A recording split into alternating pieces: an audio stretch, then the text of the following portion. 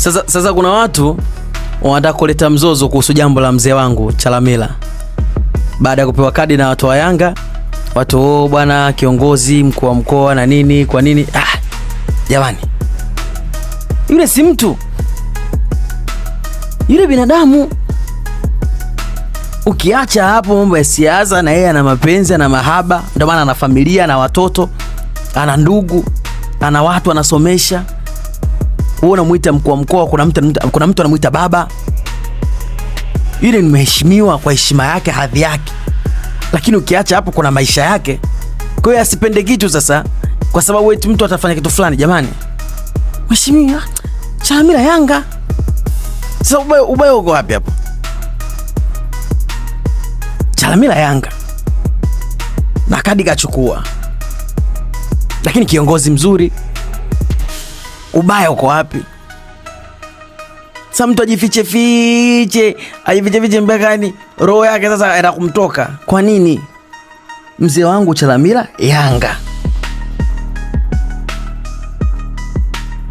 Watakaaje huku kwenye vikao tu mnaanza kuvutana, hata tujajua sababu yenu inakaaje ya wachezaji. Vikao tu mnaanza kuvutana, kupigana ngeta, huyu kasema hichi, huyu kasema hichi, huyu kaposti. Yaani vitu havijakaa mpangilio, huyu kaposti, huyu kafanyaje? Inakuaje?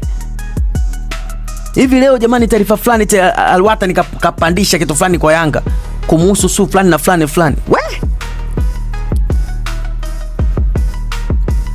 Yaani watu hawaogopani manake. Kikao cha mwenyekiti Mangungu, kuna mtu kapost kasema batili na huyu anaongea hicho. Jamani, nani anataka hizo eka? Mwacheni mheshimiwa ale maisha yake. Chalamila tuko naye na tunatamba naye na tuko naye sana. Anachapa kazi vizuri, mtu wa raha yule. Kwa hiyo hawezi kuingia kwenye mambo ya heka ya kuvutana vitu vidogo tu. Vikao mshaanza kuika, yani swala kikao mmeka na vikao tena kujadili kikao kilichokaliwa. Swala vikao mmeka na vikao kujadili kikao kilichokaliwa. Kila mtu mkubwa, hakuna anayemsikiza mzake, kila mtu mkubwa. Sasa Yanga pale unazungumzia tu wachezaji, raha tu wachezaji, ukasema hivi, mna enjoy tu, mnajua tu msimu huu hamna tumemwonea mtu huruma 5.